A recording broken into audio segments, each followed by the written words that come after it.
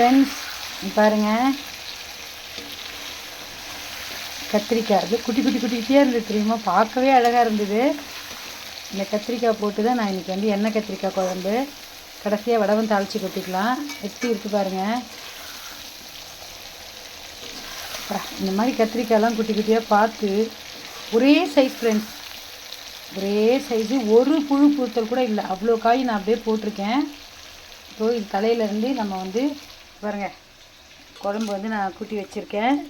புளி தண்ணியில் தேவையான அளவு உப்பு, மிளகா அப்படி மஞ்சள் பொடி போட்டு குழம்பு கூட்டி வச்சுருக்கேன். இதை இது தலை மேலே சார் வெங்கடேஸ்வர் பட் சார் சொல்லுவார், சரி தலையில் அப்படியே போட்டு,